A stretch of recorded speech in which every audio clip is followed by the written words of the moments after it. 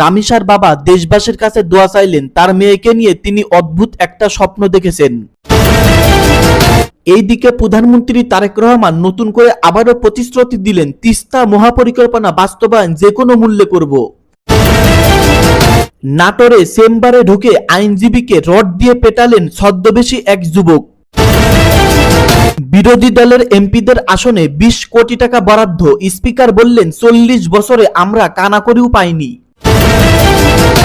সংসদ 2 টায়ারের যান, একটিতে পেরেক মারলে অন্যটা চলবে না, বললেন বিরোধী দলের নেতা জামাতের আমির।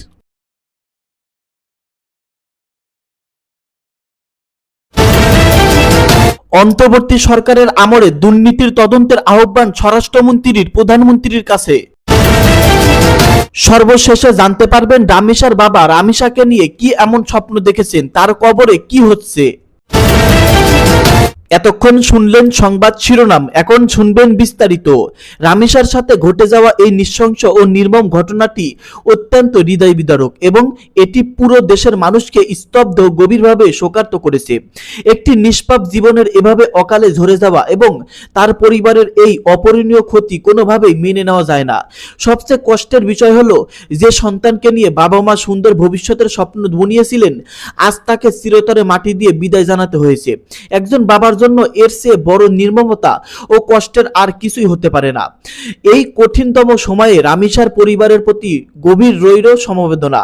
সমগ্র দেশবাসী আজ রামিসার আত্মার মাগফিরাত কামনা করছে এবং এই বর্বর ও জঘন্য অপরাধের সাথে জড়িতদের দৃষ্টান্তমূলক ও কঠোরতম শাস্তির দাবি জানাচ্ছে, যাতে আর কোনো বাবাকে এভাবে বুকফাটা আর্তনাদ করতে না হয়।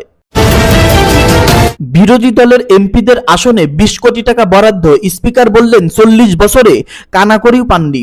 বিরোধী দলের সংসদ সদস্যদের নির্বাচনী এলাকাগুলোয় মসজিদ, কবরস্থান ও ঈদগাহের জন্য প্রায় 20 কোটি টাকা বরাদ্দ করা হয়েছে বলে জানিয়েছেন স্থানীয় সরকার, পল্লী উন্নয়ন ও সমবায় মন্ত্রী মির্জা ফখরুল ইসলাম আলমগীর। তবে সিটি কর্পোরেশনের এলাকায় বিরোধী দলের সংসদ সদস্যদের নির্বাচনী আসন এর আওতাভুক্ত হবে না বলে জানান ফখরুল ইসলাম আলমগীর। প্রধানমন্ত্রীর ঐচ্ছিক তহবিল থেকে এই বরাদ্দ দেওয়া হচ্ছে। আজ সোমবার জাতীয় সংসদ অধিবেশনে 300 বিধিতে দেওয়া এক বিবৃতিতে মির্জা ফখরুল একথা জানান। স্থানীয় সরকার মন্ত্রী বলেন, প্রধানমন্ত্রী তার ঐচ্ছিক তহবিল থেকে আমাদের বিরোধী দলীয় সংসদ সদস্যদের আসনগুলোয় সিটি কর্পোরেশন বাদ দিয়ে প্রায় 20 কোটি টাকা মসজিদ, গৌরস্থান ও ঈদগাহের জন্য বরাদ্দ করেছেন। পরে ঢাকা 12 আসনের জামাত ইসলামের সংসদ সদস্য সাইফুল আলম খান দাঁড়িয়ে কিছু বলতে চান। স্পিকার হাফিজউদ্দিন আহমেদ তাকে ফ্লোর দেননি। এ সময় স্থানীয় সরকার মন্ত্রীকে ফ্লোর দেন স্পিকার। তখন মন্ত্রী বলেন, পরবর্তী সময় জেলা পরিষদের পক্ষ থেকে সিটি কর্পোরেশনের এলাকাগুলোয় বরাদ্দ দেওয়া হবে। এরপর স্পিকার হাফিজউদ্দিন আহমেদ সংসদে বলেন, 40 বছর আমিও এই সংসদ কাটিয়েছি, বিরোধী দলেরও সদস্য ছিলাম, একটি কানাকড়ি কোনোদিন পাইনি। 5 বছর গ্রেপ্তার হয়ে জেলে গিয়েছি, এতটুকুই শুধু পেয়েছি, প্রাপ্তিযোগ্য অন্য কিছু হয়নি। সংসদ 2 টায়ারের যান, একটিতে পেরেক মারলে অন্যটা চলবে না, বলেছেন বিরোধী দলের নেতা।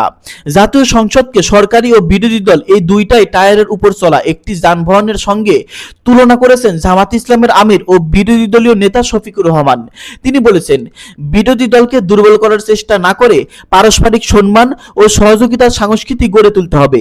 একই সঙ্গে অতীতের সংসদীয় ব্যাড কালচার, ব্যক্তিপূজা ও চরিত্র হননের রাজনীতি থেকে বেরিয়ে আসার আহ্বান জানিয়েছেন তিনি।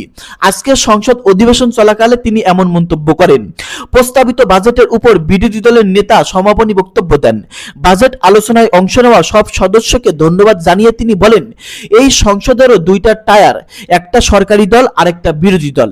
যে কোনো একটা টায়ার অকেজো হয়ে গেলে যান চলবে না। একটা টায়ারে আপনি পিন লাগাবেন, পেরেক মারবেন, তাহলে কিন্তু ওই টায়ারটা ফুটো হয়ে যাবে। ওইটা ফুটো হয়ে গেলে ওই টায়ার দ্বিতীয় চলবে না। বিরোধী দলের দুর্বল করার প্রতারণার সমালোচনা করে শফিকুর রহমান বলেন, একটা চমৎকার টেন্ডেন্সি আমরা লক্ষ্য করছি, প্রায় সকলেই কুচি কুচি করে কাটার পরে বলেন, এগুলো ছাড়েন, আমাদের সঙ্গে চলে আসেন, আমরা ওই কুচি কুচি করার জন্য আসি নাই। বিরোধী দলীয় নেতা বলেন, এর অর্থ এই নয় যে সরকারি দল যা চাইবে বিরোধী দল সেটাই সমর্থন করবে, আবার বিরোধিতার খাতিরে সবকিছুর বিরোধিতাও করা উচিত নয়। তিনি বলেন, সরকারি দলকেও বিরোধী দলকে সম্মান করার মানসিকতা থাকতে হবে, আর বিরোধী দলেরও সঙ্গত সব বিষয়ে সরকারকে সহযোগিতা করার মানসিকতা থাকতে হবে।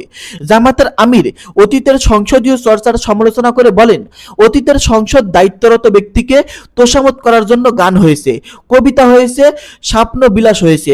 জনগণের ট্যাক্সের টাকা খরচ করে এই সংসদ এটা দেওয়া উচিত নয়। এটা তোষামতের জায়গা নয়, এটা দায়িত্ব পালনের জায়গা।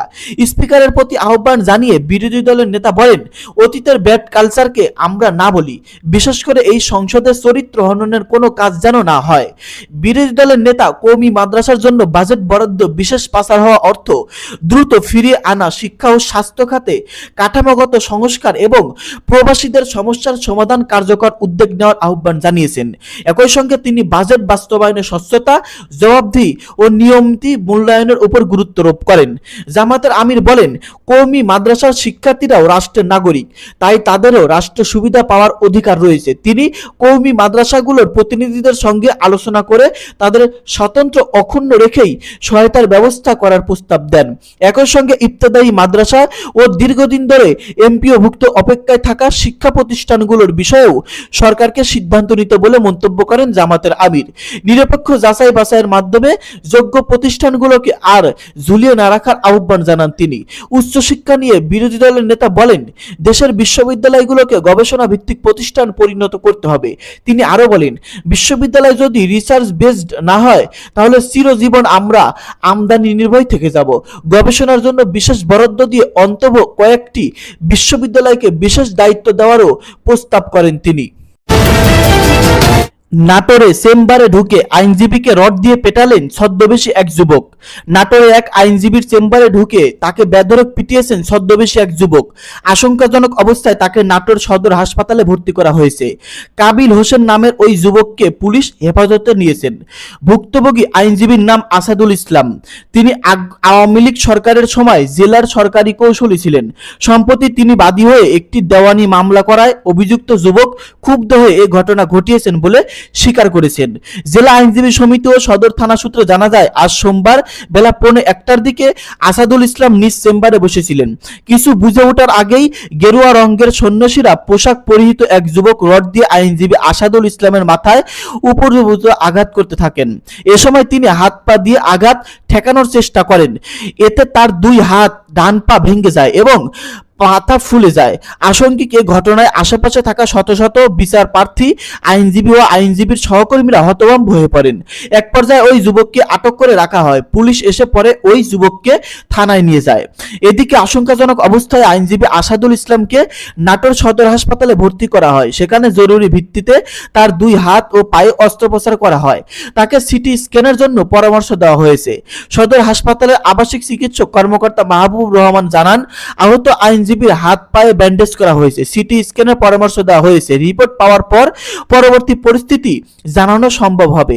ঘটনার প্রত্যক্ষদর্শী আইনজীবী মিন্নায় কুমার ঘোষ বলেন, আমরা চেম্বারটি সিনিয়র আসাদুল ইসলামের চেম্বারের পাশেই। তার চিৎকার শুনে আমি ছুটে গিয়ে তাকে বাঁচানোর চেষ্টা করি, কিন্তু হামলাকারীরা এত জোরে আঘাত করছিলেন যে তার রডটি এক পর্যায়ে ভেঙে যায়।